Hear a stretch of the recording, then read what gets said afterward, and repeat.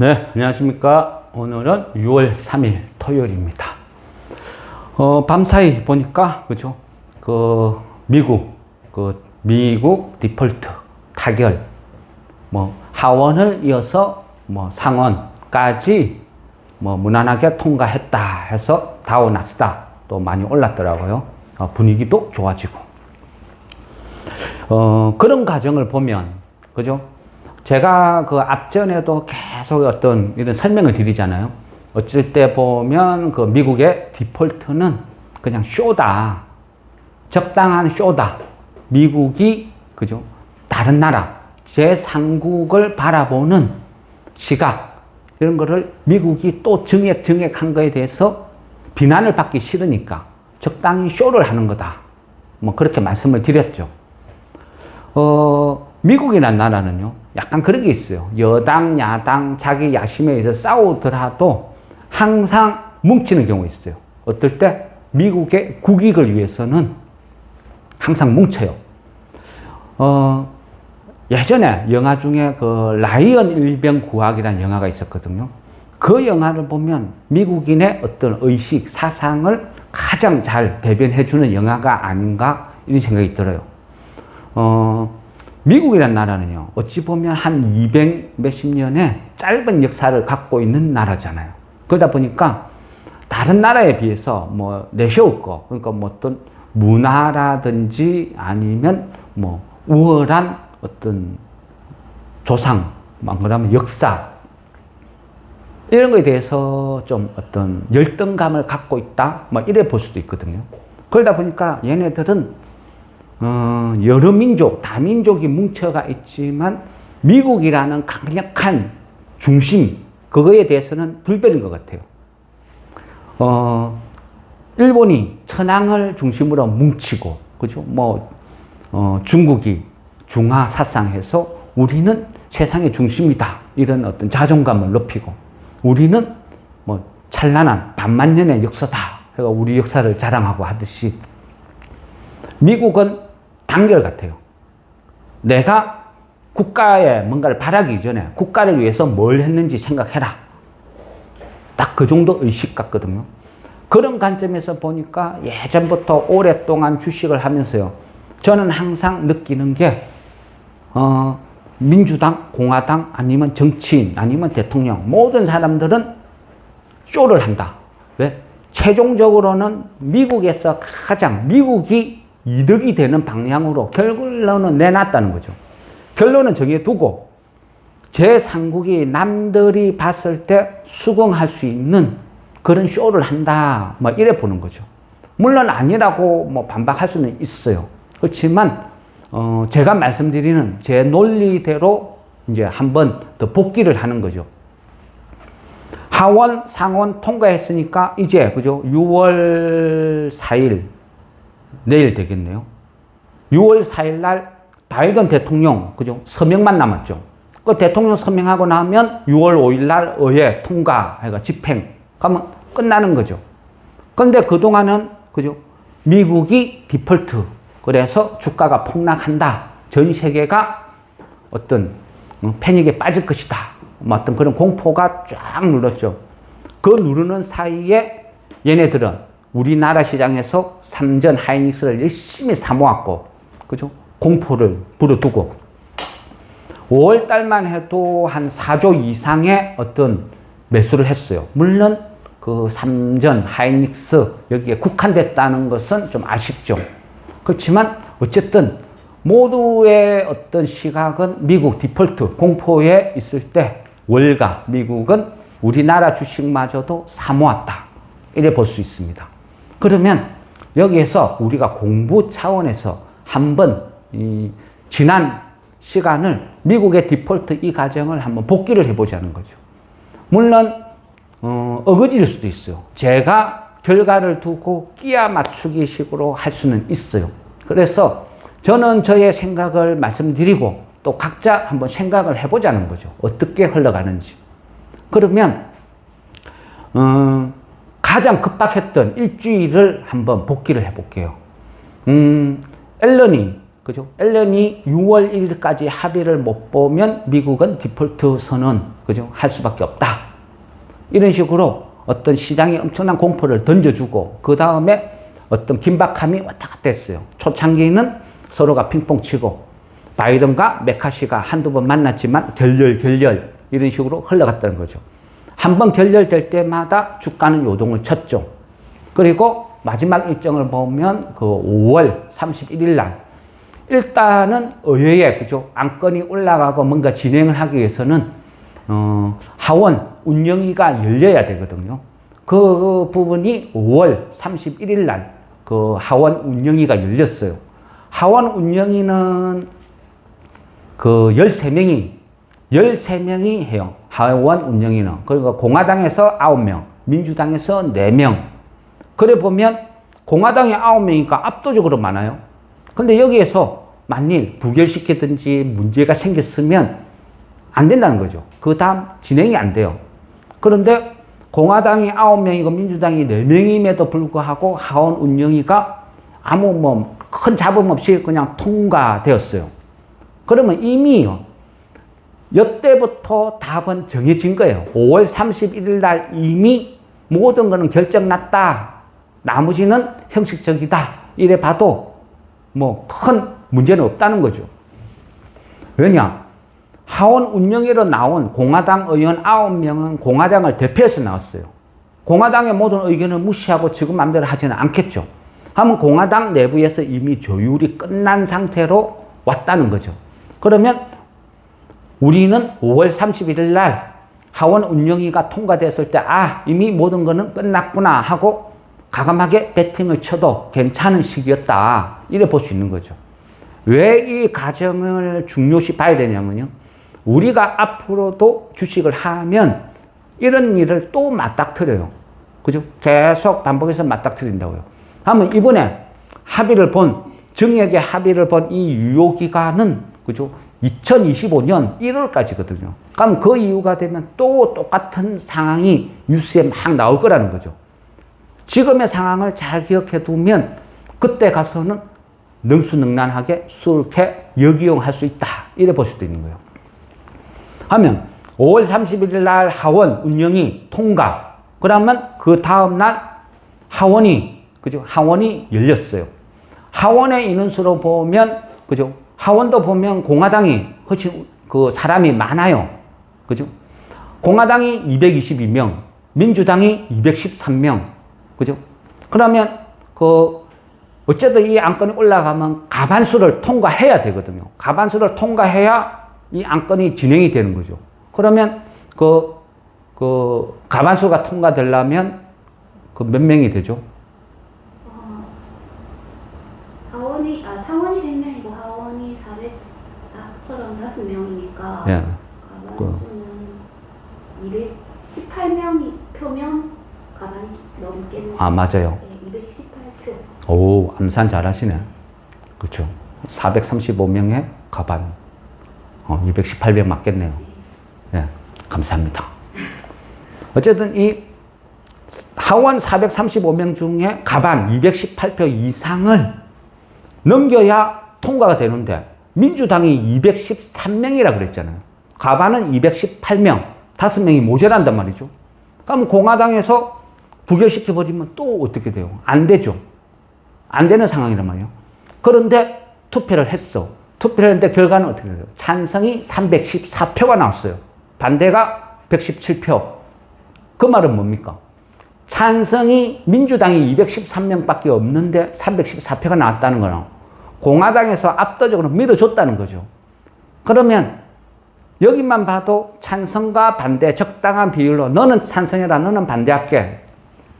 역할 분담이 이미 되어 있다. 이래 봐도 무난하다 볼 수 있겠죠. 그러면 하원을 통과하고 나니까 그 다음에 언론은 어떻게 이야기해요? 하원은 통과했지만 상원이 또 고비다. 상원도 만만찮다. 왜? 상원 역시도 공화당이 한 명 더 많으니까. 그래서 쉽지 않을 것이다. 그래 이야기해요. 그렇지만 이 역시도 그죠? 쇼였죠. 쇼. 왜? 부결을 시키려면요. 얼마든지 가능한 방법이 있었고 최초 5월 31일 날 하원 운영위에서 부결을 시킬 수도 있었지만 이때부터 일사천리로 쭉쭉쭉 진행을 해왔다는 거죠. 그러면 그 밤사이에, 그죠? 미국에서 상원 100명이 투표를 했다. 그런데 민주당이 48명, 공화당 49명, 무소속 3명. 그런데 여기에서 통과를 했다. 다우 나스닥이 와 하고 하답을 한 거예요. 쭉 올랐죠. 디폴트 끝났다. 그런데 어찌 보면 지금까지 과정은 다 쇼였다. 왜? 투표 과정, 진행된 과정만 봐도 우리가 다 알 수 있다는 거예요. 그죠? 그래서 쇼다. 대부분 과거에도 그랬고, 이번에도 그랬고, 앞으로도 그럴 것이다. 그래서 이 과정을 잘 기억해 두면 2025년 우리가 이 과정을 또 겪을 거니까 그때는 써먹을 수 있다. 뭐 이래 보죠. 어쨌든 미국의 디폴트 공포는 이제 해제. 그죠? 해제되고 나니까 어떻게 해요? 시장이 또 막 하답을 하죠. 마치 몰랐다. 전혀 모르고 있었는데 극적으로 통과했다. 이런 하답을 보이죠. 그래서 미국이란 나라가 강한 것 같아요. 서로의 역할을 잘 정해서 열심히 일사불란하게 잘 움직인다는 거죠. 그러면요, 이제는 다시 시장은 뭘 봐야 될까요? 그죠? 이제는 다시 시장은 디폴트가 끝나고 나니까 다시 금리로 돌아오는 거죠. 금리. 그러면 6월 14일 날 FOMC 그 회의가 열려요.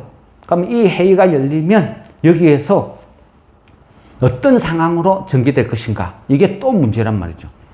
이미 시장은요, 그 5월 달에, 그죠? 5월 달에 연준위에서 0.25를 올리면서 6월 달은 동결이 거진 확률이 높지 않을까? 이런 발언을 막 던져줬어요. 그러니까 5월 달에 0.25를 올렸음에도 불구하고 시장이 와 하고 환호한 것은 6월 달부터 동결이구나. 동결 그 다음은 뭡니까? 하락이구나. 이런 꿈과 희망을 가진 거죠. 그래서 시장이 쭉 좋게 흘러왔어요. 그러면 지금 이제 시장은 결국은 6월 14일 날 FOMC를 바라보고 있겠죠. 그러면 여기에서요, 또, 그죠? 과거를 보면 어떻게 하겠어요? 똑같이 립 서비스가 왔다 갔다 하겠죠. 과열되는 것도 경계하고, 그렇다고 시장이 죽는 것도 경계를 하고, 적당한 역할 분담 조율을 할 거라는 거죠. 그러면 하루 걸러 한 번씩, 그죠? 매파, 비둘기파가 왔다 갔다 하면서 열심히 떠들겠죠. 뭐, 비둘기가 주식이 한호하니까 뭐가 걱정이겠어요. 그런데 항상 우려하는 거는 뭡니까? 매파들의 발언을 항상 시장은 경기를 일으키죠. 그러니까 우리는 6월 14일까지는 또 매파들의 등장을 조금은 경계를 해야 된다는 거죠. 그러니까 대표적인 그 매파 하면 그죠? 그 크리스토퍼 그 원로 이사, 이 사람도 한 번씩 강경 발언을 해요. 그래서 시장을 막 찬물을 끼얹죠. 그리고 그 세인트 루이스 그 연은 총재, 제임스 블러드. 예. 이 양반도 꽤나 유명한 양반이죠. 주식 망치기로 유명한 사람. 근데 이 두 사람은 항상 하는 이야기가 있죠. 지표를 보고 이야기하자. 그죠? 지표를 보고 이야기하자. ISM, 서비스 지수, PMI, 소비자 물가 지수, 여러 가지 지표가 나오면 그 지표를 보고 이야기하자. 항상 그래 이야기를 해요. 그런데 여기에서요, 우리가 다시 이제 조금씩 고민을 해봐야 될 문제는 뭐냐면요. 과연 제가 앞전에도 한 오래 전에 이런 비슷한 이야기를 여러 번 한 것 같아요. 물가 2% 과연 그게 가능하냐고요. 그게 가능할까요? 안 될 것 같아요, 저는. 막 그런 이야기를 많이 들었어요. 근거로. 그죠? 뭘 근거로? 이미 올린 임금을 어떻게 까냐고. 이미 올린 라면값을 어떻게 다시 내리냐고. 불가능하다. 막 그런 이야기 했죠. 그런 어떤 라면, 식목춤, 이런 것들 막 덜먹이면서 이야기를 말씀드린 기억이 있어요. 그럼 우리나라 지금 현재 상황을 봅시다.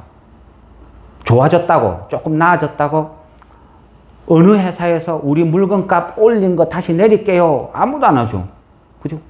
그냥 묻혀가는 거예요. 심지어는 우리가 주변에 다니는, 그죠? 돼지국밥도 5,000원, 6,000원, 7,000원. 지금 돼지국밥 한 그릇 8,500원. 만원짜리 돼지국밥집도 있더라고요. 우동도 9,000원. 아, 9,000원이에요. 그러니까요. 그전에는요, 뭐, 사람들 이런 모이면요, 10,000원이면 돼지국밥 한 그릇에 소주 한 병 시켜가지고 먹고 인당 10,000원씩 내면 딱 맞았거든요.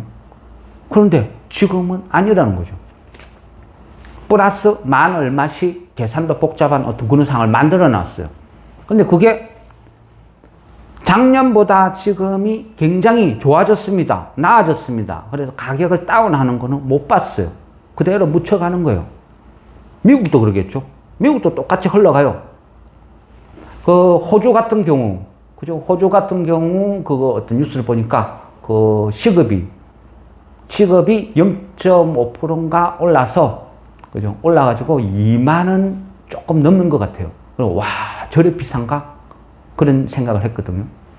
그런 식으로 모든 게 다 올랐어요. 근데 여기에서 만일 시급을 다시 내린다. 누군가 정치인이 이야기를 했다. 그냥 매장당하겠죠. 바이든이, 메카시가, 민주당이, 공화당이 누가 내리자 말을 할 수 있겠어요. 불가능한 거죠. 그래 되면 어떻게 돼요? 물가가 다시 2%대 갈 수 있겠어요? 못 가는 거죠. 제가 봤을 때 영원히 못 간다 봐요. 그러면 어떤 현상이 벌어질까요? 모든 물가가 다 올라요. 그냥 용인하는 거예요.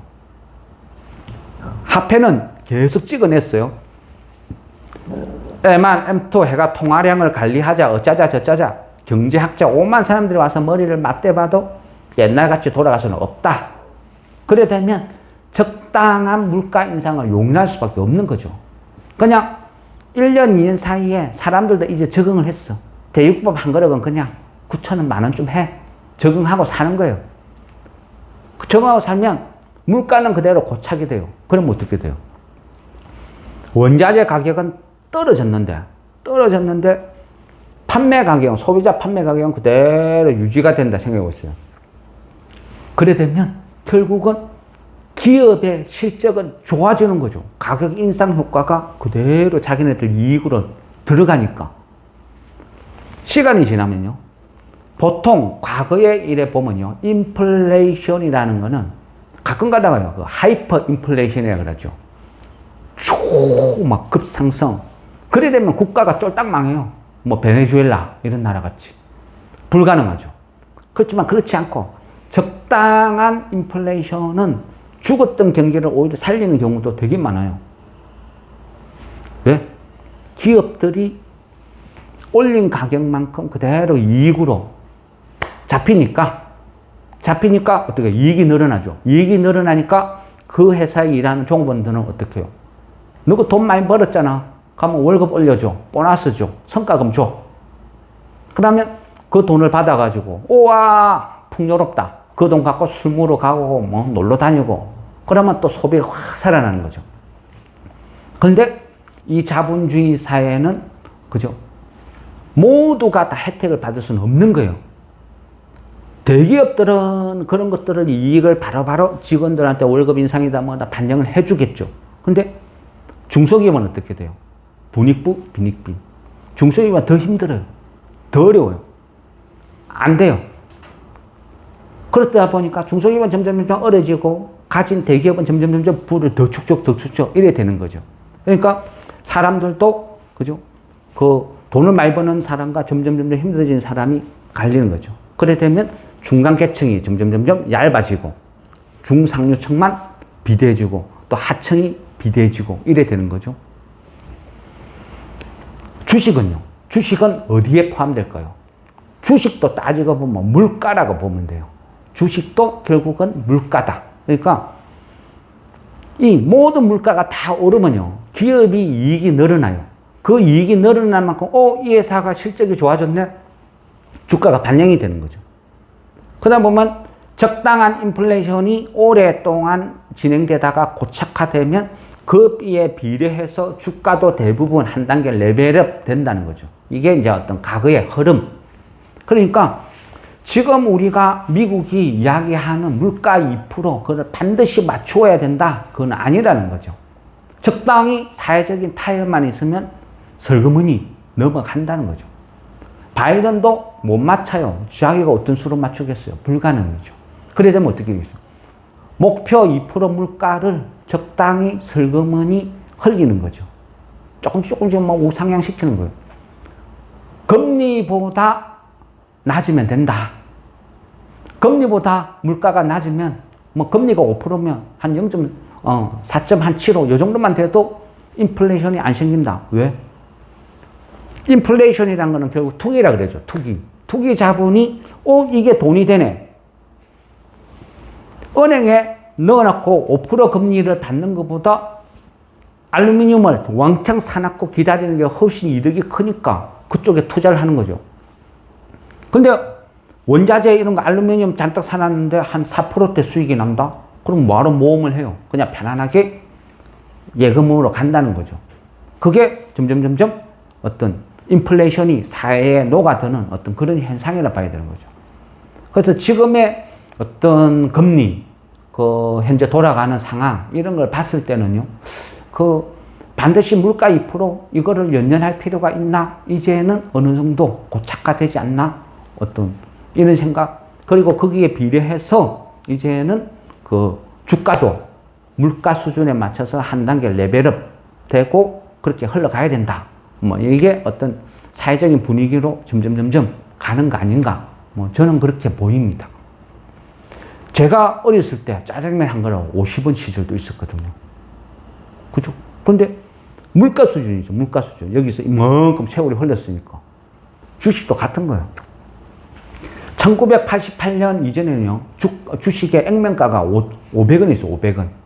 올림픽을 치르고 난 이후에 사회적인 물가나 우리나라 경제 수준에 맞춰서 그 액면가는 5,000원으로 상향했어요. 그리고 그 이후에 대폭등이 일어나고 비슷한 개념이라는 거예요.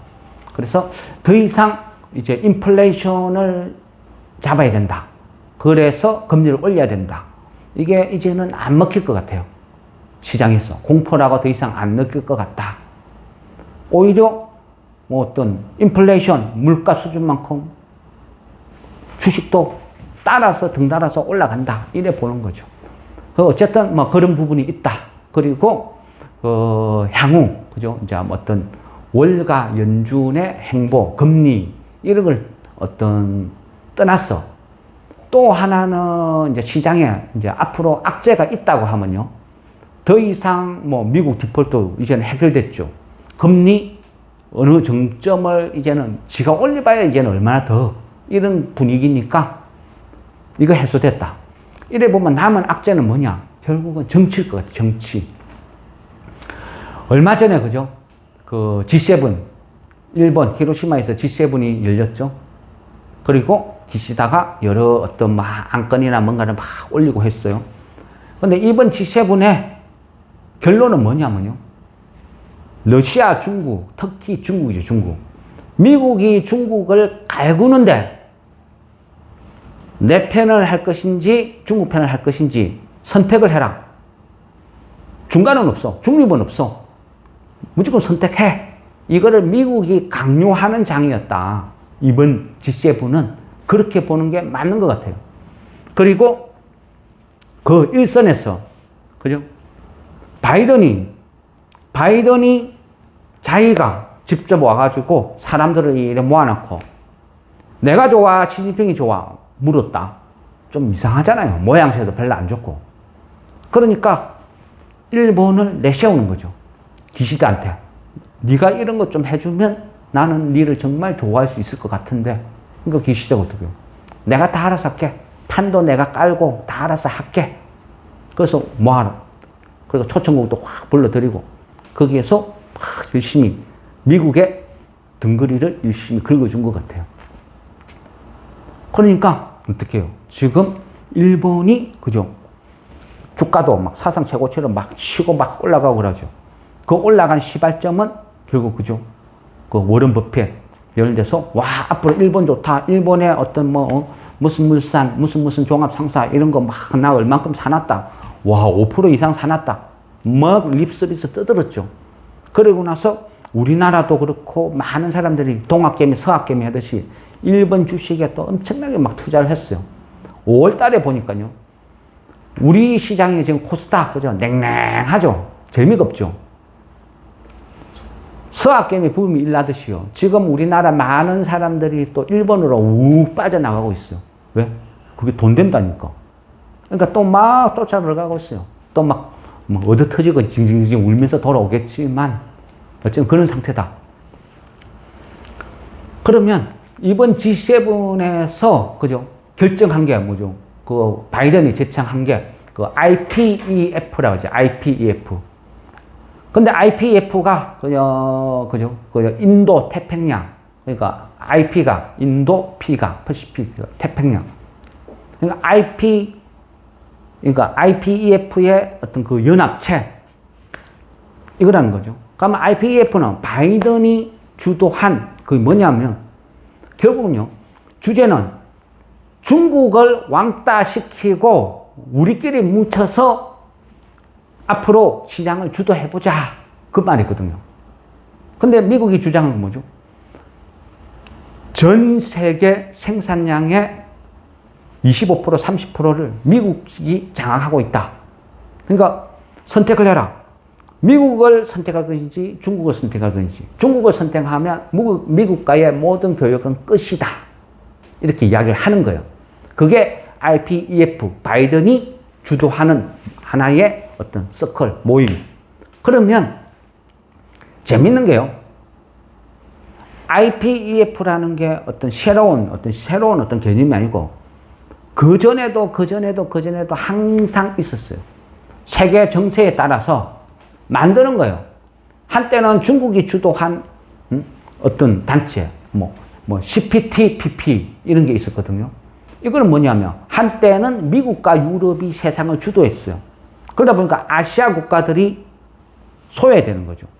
미국과 유럽이 주도해서 아시아를 꼭 무슨 저임금자, 노동자 집단, 그러니까 어떤 저렴한 공장 그 정도 개념으로 아시아를 되게 비하하고 안 좋게 본 적이 있었거든요.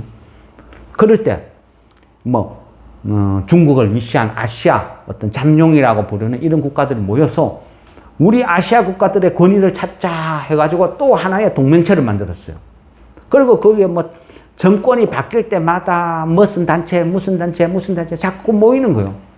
그러니까 RCEP, CPTPP, 지금은 또 IPEF 막 만들어지는 거예요. 그러면 중국이 또 그랬죠. 그 G7이 열리는 기간 동안 그 중국이 또 어떻게 했어요?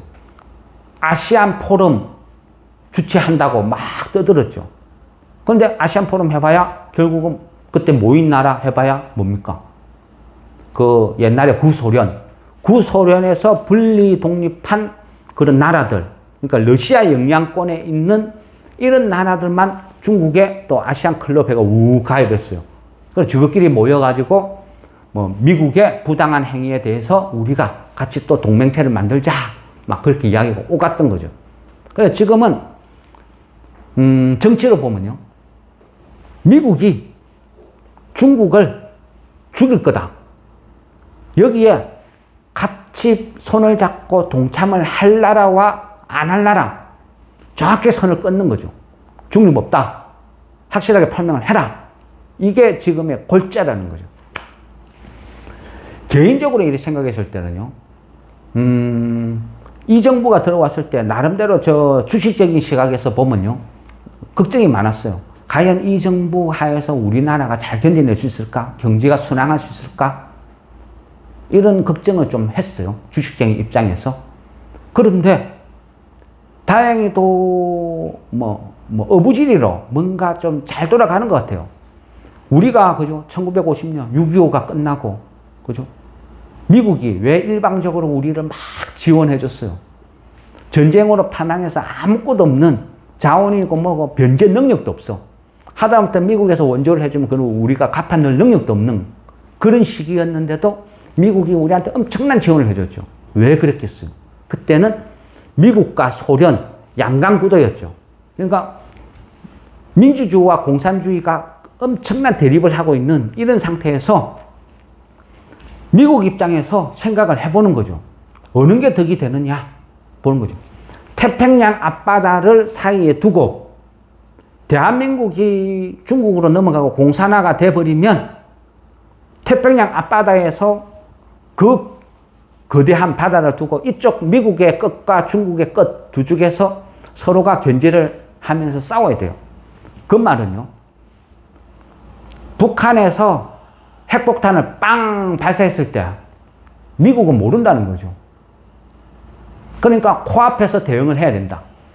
중국에서 핵폭탄을 날렸는데 미국까지 날아가는데 14분 걸린다 하면 13분이 지나서 미사일 쐈네, 이거는 감지할 수 있다, 이런 개념인데, 만일 한국을 미국에서 원조를 해서 보존을 시키면, 한국에다가 주한미군을 주둔을 시키면, 중국에서 뭔가 나쁜 짓을 하려고 미사일을 날리려고 하면 한국에서 이에 쳐다보고 있으면 중국에서 미사일 발사 준비 1분 만에 바로 캐치한다는 거죠.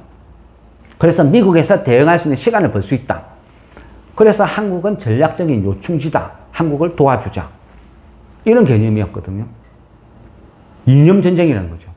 근데 지금도 그래요. 미국 입장에서는 다른 거 다 필요 없어. 오로지 지금 아니면 앞으로는 중국을 때려잡을 기회가 없다. 지금이 데드라인이다. 확실하게 못을 박은 거예요. 그러니까 지금 필사의 전쟁을 펼치는 거죠. 중국을 못 죽이면 내가 죽는다, 이런 각오로. 그러니까 모든 전력을 다해서 중국을 때려잡고 있는 거예요, 지금. 그런 과정에 있고. 그러다 보니까 1950년대 미소 냉전 체제처럼 지금은 미국 입장에서 중국과 싸우는데 한 명이라도 자기 편이 필요한 거야. 그러니까 무조건 잘해줘야 되는 상황이죠, 우방한테는. 간이고 쓰게 다 빼주고 내 편 들어줘, 내 편 들어줘. 지금 그런 상황이다. 그게 전개가 되는 거예요. 그러다 보니까 가장 수혜를 보는 게 처음엔, 그죠? 앞전에 말씀드렸죠. 처음에는 인도를 생각했다. 왜? 인도는 중국만큼 거대한 인구와 땅을 갖고 있다. 그러니까 중국보다 더 싼 노동 임금이라는 거죠. 그래서 중국을 죽이고 인도를 세계 공장으로 만들어야 되겠다 생각을 했어요. 그런데 인도가 지금 마음대로 하는 거예요. 미국이 하지 말라는 짓을 자꾸 하죠. 러시아산 원유 사주지 말라는데 내 돈 갖고 내가 하는데 뭐 러시아 원유로 왕창 사주고. 그러니까 바이든이 바보 되는 거를 여러 번 만들었다는 거죠. 그래서 인도는 위험해, 안 돼. 베트남도, 그죠? 말 잘 안 들어요. 잘해줄 때는 우방이다, 맹방이다 하다가 조금 수틀리면 월남전 덜 먹이면서 미국은 믿으면 안 돼, 이런 행동을 취하니까 베트남도 못 믿겠어. 그래 되면 결국 선택의 여지가 없는 거죠. 아이고, 뭐라 미우나 공우나. 그래서 지금은 다시 방향을 바꿨죠. 한국과 일본을 끌어들여서, 그죠? 중국의 세계 공장을 대처를 하겠다. 그게 보관이에요. 지금 그런 식으로 흘러가고, 그게 G7이고 IPEF라는 거죠. 가면 주변 국가들이 우려를 해요. 우려. 심지어는 유럽을 비롯한 많은 국가들이, 야, 세계 공장이라고 하는 이 중국을 과연 일본, 한국이 대처할 수 있어? 그게 가능해? 안 될 것 같은데? 그런 생각을 많이 해요. 미국도 그렇지만요, 유럽도 중국과 대화를 할 때는 항상 껄끄러운 게 뭐예요? 중국 입장에서는 항상 그런 이야기예요. 미국에서 핵폭탄을 날려도 우리는 나무젓가락으로 막아낼 수 있다. 그런 이야기예요. 미국이 만일 핵폭탄을 날려서 중국이 초토화되면 미국 사람들은 뭐라고 해요?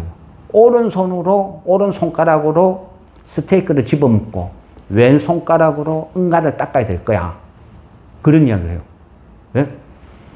모든 공산품을 중국에서 싼 저가로 만들어서 중국이 미국에다 다 공급을 해줘요. 그러니까 미국 사람들 입장에서는 우리같이 고상하고 고임금자 똑똑한 사람이 어떻게 휴지를 만들고 나무젓가락을 만들어? 그건 말이 안 된다. 이런 이제 의식이 박혀 있는 거예요. 그런데 중국에서 뭐만 어떤 트럼프 때 한참 그랬죠. 트럼프 때 분쟁만 생기면 어떻게 했어요? 미국에서는 관세 막 보복 관세를 때려요. 하면 중국은 너 마음대로 때려라. 우리는 화장지 나무젓가락 안 팔 거다. 그런 식으로 나오는 거죠. 근데 누가 이겼느냐? 결국은 답답한 건 미국이라는 거죠. 왜? 사람들이 분노를 하는 거죠. 화장지 내놔라고 화장실을 못 가겠다고. 난리가 났어요. 지금의 싸움이 그렇다는 거죠. 그래서 트럼프 때 지켜봤거든요. 그러니까 바이든이 지금 어떻게 해요? 우리가 싸움을 할 때 전략적으로 전술적으로 이 부분을 놓쳤구나. 이거를 해결을 해야 되는구나. 그래서 이제는 어떻게 해요? 그걸 해결하려는 거죠.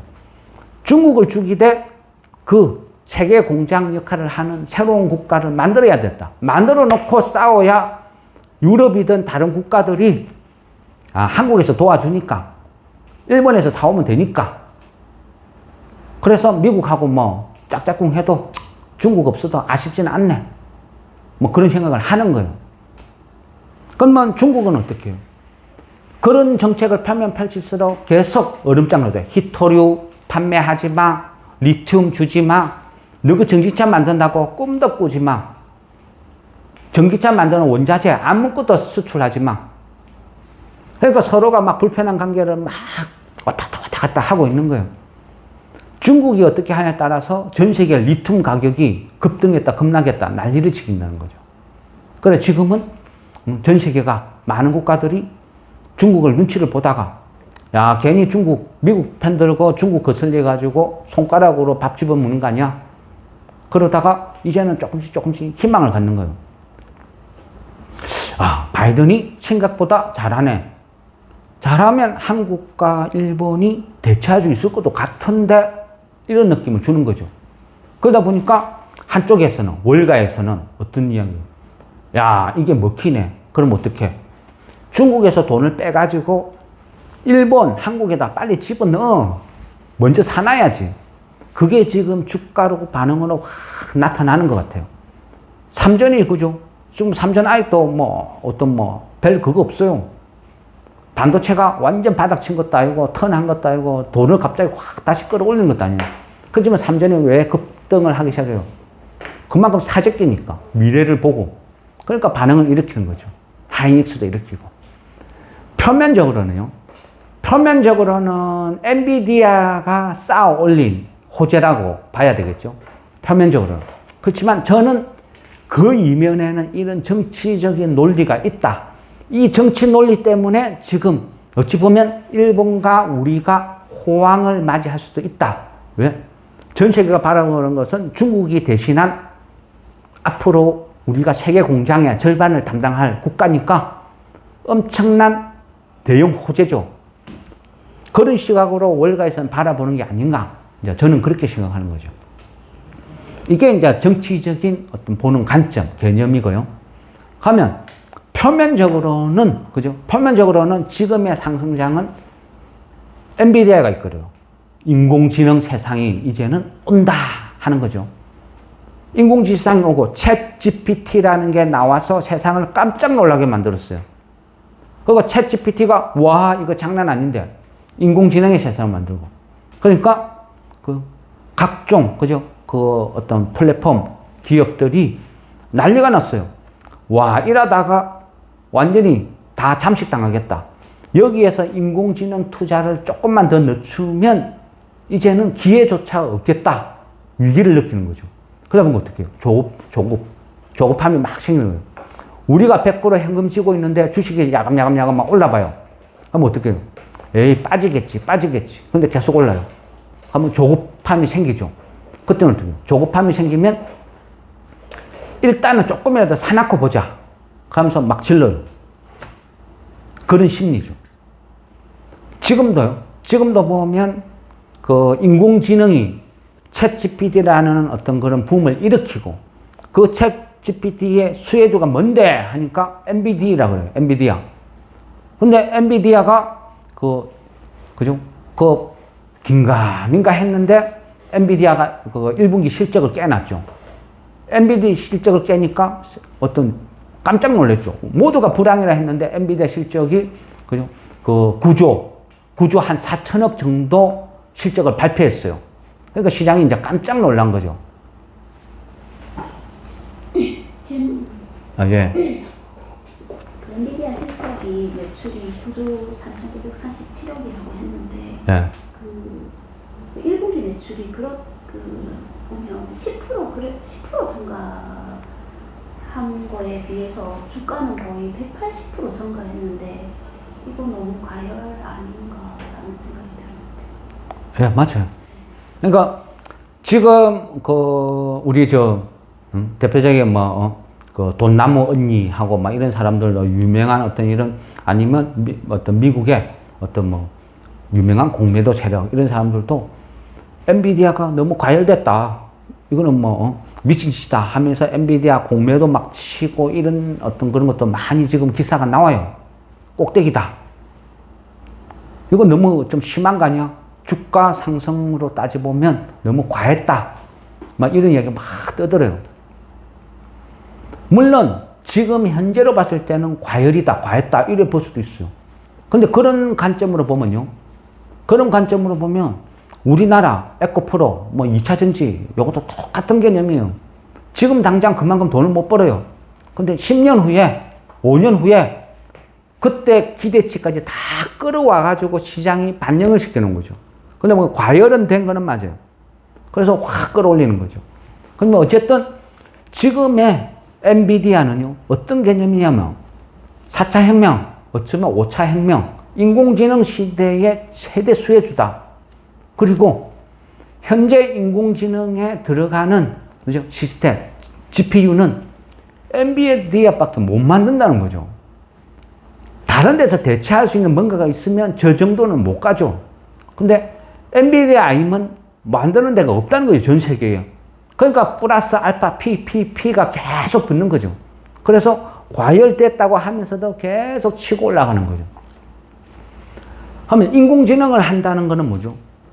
가까운 실내에 올 것이다. 그렇게 말하는 게 일본의 그죠? 소프트뱅크의 손정희 회장이 우리나라에 와서 강의를 했죠. 강의를 하고 앞으로는 첫째도 둘째도 셋째도 인공지능 열심히 들었어요. 저도 그 강의를 듣고 엄청 감명받았고 앞으로는 이 시대가 오겠다. 그래서 인공지능 관련 기업들 막 사람들한테 추천을 하고 저도 막 사놨어요. 대표적인 게 솔트룩스 같은 거. 뒤지게 욕먹었죠. 그거 갖고 있는 사람 거지는 없었을 거예요. 추천해주고요. 무지무지 욕먹었어요. 이딴 거를 쓰레기 같은 거를 해가지고. 그래서 한동안 찍소리를 못하고 가만히 있었죠. 손정희 회장도 온다고 인공지능 세상이 시작됐다. 손정희 회장이 소프트뱅크 모든 웬만한 계에서 다 팔아치우고 인공지능 회사들 막 지수 투자하고 사모았어요. 그러고 나서 3년이 흘러서 이제야 꿈틀꿈틀해요. 똑같다는 거죠. 혁명이라는 건요. 이미 기술이 개발되어 있고 내가 혁명이라는 걸 느낄 때는 이미 늦었어. 혁명이라는 건요. 빅뱅, 폭탄처럼 뻥 하면서 오는 게 아니고 혁명이라는 거는 아무도 모르게 어느 순간 보니까 내 일상이 되어 있더라. 이게 혁명이다. 대표적인 게 스마트폰 같은 거. 인공지능도요. 우리가 이미 시작이 됐어요. 일상화됐어요. 우리가 그죠? 내비게이션도 아리아 어디 이야기하죠. 그런 세상이에요. 이미 어떤 빅서비 시스템 이런 걸 이용해서 내가 집에 들어가면 굳이 와이파이 연결하고 처리하고 하고 골치 아픈 거 안 해도 돼. 빅서비가 다 알아서 해줘. 집에 들어가면 내 가전제품 빅서비가 알아가지고 지가 다 연동, 밖에 나가면 그 해제, 지가 알아서 다 개인 비서 역할을 해줘요. 운동을 하면, 그죠? 나는 아무 생각 없이 막 걷다 보면 스마트워치에서 띵띵띵 해요. 오늘 7,000보 걸었다. 오늘 맥박수 평균은 얼마다. 뭐는 얼마다. 다 이야기를 해줘요. 이런 게 인공지능 아닌가요? 그죠? 우리도 모르는 사이에 이미 우리 일상에 와 있는데 우리는 그러죠. 인공지능 언제 오는데? 그렇다는 거죠. 그런데 지금 주가로 폭탄을 빵 터뜨리는 게 우리가 알아볼 수 있게끔 보여준 사례가 엔비디아다. 그런데 엔비디아는 이제 시작일 시작이다. 이래 볼 수도 있는 거예요. 그죠? 그런 관점으로 보면요. 인터넷 혁명이 일어났을 때, 인터넷이라는 혁명이 일어났을 때, 그때 뭐 네이버, 뭐 다음, 이런 거 하면요. 얼마 안 했어요. 시가총액도 얼마 안 하고, 그때는 네이버, 다음, 파란, 뭐, 여러 사이트가 있어요. 진짜 많았어요. 그리고 어느 사이트가 서로 뭔지 경쟁을 막 펼쳤어. 그런데 도태된 회사들은 지금 다 사라지고 없어. 그러니까 네이버 다음만 살아남았어. 걔네들이 그 당시부터 지금까지 주가로 한 사람은 뭐 수천 배 올랐죠. 몇백 배 올랐죠. 그런 상황이란 말이죠. 제가 예전에 네이버를 처음 접했을 때는요. 네이버를 사도 더럽게 재미없다 하면서 막 손절쳤어요. 그런데 제가 초창기에 네이버를 했을 때 네이버의 개념은 딱 뭐였냐면요. 만년적자회사인데 한 게임이란 걸 만들어가지고 그 한 게임에서 고스톱 머니, 바둑 장기 머니 그거 도토리 같이 막 팔아. 그럼 사람들이 그거 결제해가지고 막 고스톱 치고 막 그런 놀았거든요. 그러니까 게임 머니 팔아가지고 겨우겨우 연명하는 회사가 네이버 이미지였어요. 그런 회사가 그죠? 지금은 우리나라 대표하는 포털 사이트죠.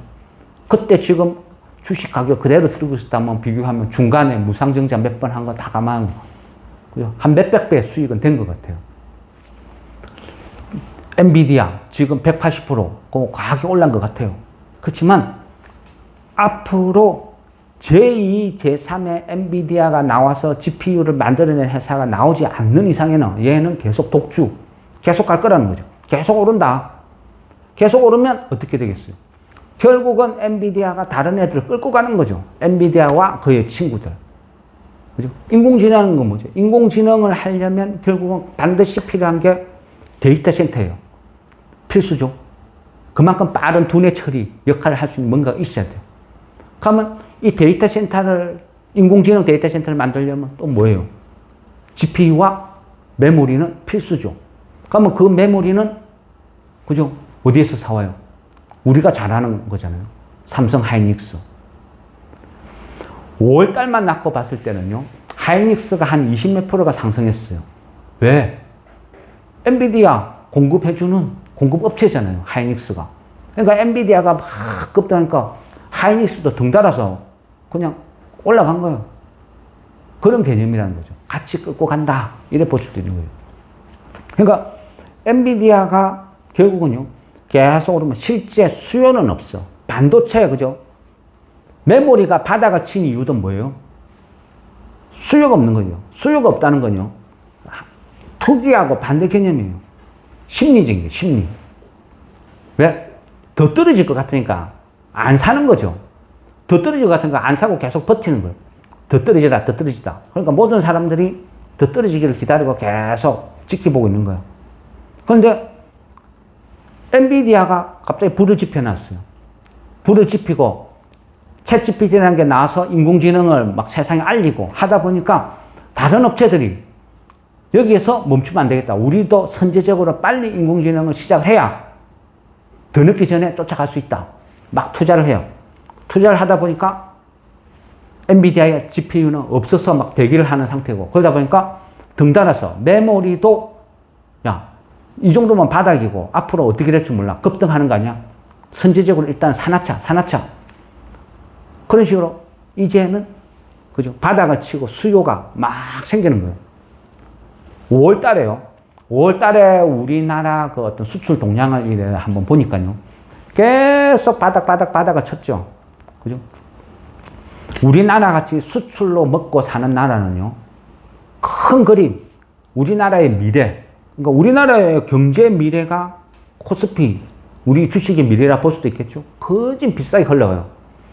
그럼 우리나라 같이 수출 주도형 나라는요, 그 PMI 지수 중에서도 전 세계 어떤 생산자, 소비자, 어떤 뭐 이런 물가 지수 이런 게 전 세계가 막 나와요. 미국이나 한국 이런 한 국가를 한 게 아니고 세계적인 동향이 막 나와요. 얘가 턴을 하기 시작해요. 그러니까 우리나라도 약간 증가해요. 4월 달을 바닥으로 해서 5월 달에 약간 턴했어요. 반도체도 약간 턴했어요. 그러니까 바닥 찍고 약간 턴해. 바닥 짚고 조금 터 나는 기미만 보니까 주시장이 또 확 살아나는 거예요. 그러니까 삼성전자, 하이닉스 확 바닥이 오르는 게 결국은 우리나라 수출 동량하고도 맞아 떨어지는 거죠. 그리고 그 수출 동량의 턴을 야기한 거는 엔비디아의 어떤 신디룸이 만들어냈다. 이래 볼 수도 있는 거고. 그런 식으로 모든 건 비슷하게 왔다 갔다 하는 거예요. 그러다 보니까요. 지금 몇 분 지났나요? 지금 50분. 잠깐만 가면 마무리 짓겠습니다. 가면 6월 달에는, 그죠? 6월 달에는 보면 저는 뭐, 엔비디아가 갑자기 확 대폭락하지 않는 이상에는 뭐, 이 기조로 꾸준히 우상향으로 갈 것 같아요. 그런데 지금은 돈이 삼전하고 하이닉스에 집중이 돼 있어요. 그러니까 여타 종목은 재미가 없어. 안 움직여요. 그래서 전형적인 계력장치라고 하죠. 그러니까 재미가 없고 안 움직여요.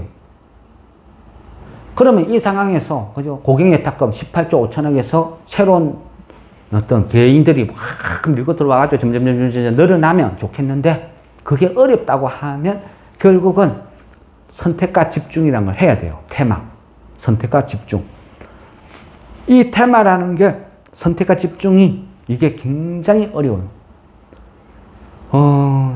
주식이란 거는 다시 이야기하면 대부분이 심리 게임이거든. 심리 게임. 차트를 보든 경제 동향을 보든 뭘 보든 저는 그럽니다. 주식을 해서 최고의 기법은요. 너가 돈을 벌었으면 그게 최고의 기법이다. 지금까지 그걸로 돈을 벌었으면 그대로 해라. 근데 못 벌었으면 바꿔봐라. 뭐 차트가 어쩌고 제가 막 차트를 막 별로 막 이런 식으로 가끔씩 이야기하니까 주식쟁이가 어떻게 차트를 안 봐요? 이런 질문을 많이 받아요. 당연히 봐야죠. 근데 차트만 보지 말라는 거죠. 차트도 봐라는 거죠. 차트만 보고 100% 몰빵하니까 아니라는 거죠. 여러 가지 다 보고 마지막으로 차트도 봐라. 그런 개념이라는 거예요. 주식이란 건 대부분이요. 심리 게임. 테마를요. 우리나라만 있는 독특한 문화가 있죠. 외국인들도요. 한국에 오면 제일 적응 못하는 게 테마예요. 테마. 이 주식이 왜 자꾸 폭등을 해요? 그 주식은 한동훈 테마거든요. 한동훈이 누구예요? 법무부 장관인데. 법무부 장관이 왜요? 뭐 정치, 뭐 정계로 따지면 넘버2 정도 된다. 걔가 이 회사랑 뭔 관계가 있는데요? 같은 고등학교 나왔다. 네? 이 주식은요? 청주 한씨라고. 같은 청주 한씨. 네? 그러면 미국에 있는 스미스는 몇 명인데, 그거 다 오르나요? 한국에 김씨면 다 같이 오르나요? 그러니까 미국 입장에서는 테마가 대체 뭐야? 이해를 못해요. 우리나라에서 발생되는 테마가 왜 어렵냐 하면요. 테마라는 걸 이해하기가 왜 어렵냐 하면 저도요. 가끔 가다가 주식은 어찌 보면 돌을 닦듯이 깨달음의 학문이구나 이런 것도 한 번씩 느낄 때가 있어요. 예전에 막 어떤 차트 의진하고 오늘 단타 몇 번 성공했다 막 자랑질하고 막 이런 시절이 있었어요. 그때 그 테마에 대해서 막 무슨 테마로 대북 테마로 뭐 들어가서 묻고 뭐 들어가서 먹고 막 자랑질을 하니까 그 선배 되시는 분이 그런 이야기를 하더라고요. 재미있는 이야기를 하나 해줄게. 테마라는 게 뭐냐 하면서 이야기를 쭉 꺼내는 게요. 어떤 책방이 있어요. 뭐 책을 만드는 이 책 장사가 있는데 이 책 장사에서 책을 쭉 출간하는데 지금 쭉 보니까 셰익스피어가 갑자기 신드롬이 확 일나더라. 그러면서 영국 사람들이 이 셰익스피어는 인도와도 안 바꾼다. 이런 이야기를 했다. 그러면서 우리가 셰익스피어 책을 읽어야 된다. 그게 지금 전 세계에 붐이 일났다. 막 그런 이야기를 하면서 책을 막 출판을 한다는 거죠. 그러면서 이 출판사에서 그래요. 셰익스피어의 4대 비극은 너무 유명하니까, 너무 많이 팔렸으니까 우리는 셰익스피어의 5대 희극을 판매를 한다. 막 그런 기사가 막 나왔어요. 그러면서 그러면 그 사람은 셰익스피어의 5대 희극 중에서 가장 스토리가 아름다운 이런 책을 어쩌고 해가지고 우리는 거기에 베니스 상인을 선정을 해서 이 책을 대대적으로 출판을 한다. 광고를 때렸어요. 그러니까 그 옆에 있는 사람이 이래 보는 거죠. 뭐라고? 하니까 옆에 있는 사람이 베니스의 상인하고 딱 적어줘요. 그러니까 그 옆에 있는 사람이 딱 컨닝을 하는 거죠. 이러다가 어설프게 잘못 본 거죠. 그래가지고 페닉스의 상인 그러고 적어둔 거예요. 그러니까 그 옆에 있는 또 다른 놈이 이래 또 컨닝을 하는 거죠. 뭐라 했더라 하면서 이래 보니까 페닉스의 상인 적어두니까 얘가 그대로 적으면 남의 책을 카피했다. 뽀록날 것 같은 거야. 그러니까 지 나름대로 남의 책을 불법으로 복제했다는 것을 피하기 위해서 제목을 고추장수 해가 바꿔 적어놨어요. 그래가지고 고추장수라는 셰익스피어의 어떤 희극을 판매를 해서 불티나게 팔렸어요. 왜? 복제품이니까 싸잖아요. 그러니까 많은 사람들이 셰익스피어의 고추장수를 보고 막 감동을 한 거죠. 너무 스토리가 아름답다, 재밌다. 근데 정작 영국에서는 셰익스피어가 언제 고추장수라는 책을 만들었어? 지금요. 지금 주식시장에서 부는 테마라는 거는요. 그런 거예요. 그런 개념이라는 거죠. 한 다리 건너, 두 다리 건너, 세 다리 건너. 이 회사가 무상증자를 발표했어. 그래서 확 급등을 했어. 그런데 다른 사람이 이래 보니까 이 회사가 상한가 똑가 있어. 딱 상한가가 있고, 이 회사 상한가가 있는데, 그러니까 뭔데? 하니까 건비. 건비? 그러니까 이 사람들, 야, 건비가 병따국 만든 회사인데, 빨리 사마왕관 사라. 뭐 또 사람들이 사마왕관 사는 거야. 건비가 무상증자 발표가 상한가 갔는데, 등 달아서 병따국 만든다고 또 막 급등을 한 거야. 이게 테마라는 거죠. 그만큼 황당하다. 금요일 보니까요. 제가 막 어떤 좋아하는 주식과 안 좋아하는 주식 이 섹터는 정해져 있는데 잘 모르는 부분은 잘 안 사거든요. 금요일 보니까 종목을 쭉 이래 보니까 그 SM 그 엔터테인먼트 얘가 주가가 확 떨어졌어. 뭐 한 6, 7% 이래 뭐가 떨어졌어. 얘가 왜 이래? 뭔 일 있나? 하고 이래 봤어요. 그래 보니까 그 엑소 거기에서 멤버 3명이 탈퇴를 한대요. 탈퇴를 하고 SM한테 가처분 소송을 내고 해가 결별 수습으로 가는 거죠. 그래서 제 혼자 일을 생겼어요. 사진을 딱 보니까 남자 3명이 있어. 그러니까 엑소 얘 좀 한벌 간 애들 아니야? 그러면서 얘 탈퇴했다고? 나도 잘 모르지만 그래도 내 귀에 익숙한 엑소 같으면 그 한벌 간 것 같은데 이런 생각을 하면서 쭉 보다 보니까 엑소 멤버가 11명이라는 걸 그때 처음 알았어요. 와, 이래 많아? 그리고 그 탈퇴한 3명이 나름대로 티켓 파워가 가장 강한 애들 3명이었다는 거죠. 그리고 상당수는 지금 군대 가가 있고 그런 부분을 이래서 했구나. 11명 중에 3명이지만 얘네들이 티켓 파워가 강하니까 이런 일이 벌어졌구나. 이해가 되더라고요. 그러면 제가 그걸 보면서 무슨 생각을 했냐면 어차피 얘네들이 그동안 멤버들의 대부분이 군대 가가 있고 개별 활동을 한다 해봐야 실제 어떤 실적에는 미미하고 그런데 얘가 그동안 제대로 활동도 안 했는데 굳이 지금 이 시점에 탈퇴한 데가 주가가 6, 7% 빠질 만한 악재가 되나? 이슈가 되나? 어쩌면 이거는 바로 뭐 월요일된 바로 쭉 회복하는 거 아니야? 이런 관점으로 이제 보게 되는 거예요. 테마라는 거요. 멋모르고 덤벼들면요. 잘못하면 사상 최고가에 내가 그 주식을 샀어요. 쫄딱 망할 수도 있어요. 2번 다시 그 가격이 안 올 수도 있다는 거죠. 5월 달에 전체 동향을 쭉 훑어보다 보니까 뭐 하이닉스를 비롯한 어떤 반도체 일부는 플러스 한 20% 정도 상승을 했고 에코프로를 비롯한 2차 전지주 대부분은 한 20% 이상 하락을 했더라고요. 그죠? 5월 초만 해도 에코프로가 있는 사람과 없는 사람이 극명하게 갈리는 어떤 그런 장세였는데 5월이 지나서 6월 달에 들이다 보니까 가장 하락했을 때가 꼭대기였다. 제일 위험하다. 이렇게 보인다는 거죠. 그래서 테마라는 거는 단타를 치고 짧게 갈 때는 그게 먹힐 줄 몰라도 결국은 투기라는 거죠. 그래서 주식이라는 거는 큰 흐름을 보고 세상 돌아가는 걸 보고 거기에 맞춰서 그죠? 거기에 맞춰서 아직까지 바닥에 노는 주식 형성이 안 된 그런 주식 수혜주를 찾아서 사서 기다리는 게 그게 투자다. 이런 생각이 듭니다. 그래서 그런 관점으로 주식을 보다 보니까 항상 잔소리를 많이 하게 됩니다. 이 주식을 사기 전에 이런 분야를 알아야 이 주식을 이해할 수 있습니다. 이런 관점이라는 거죠. 네.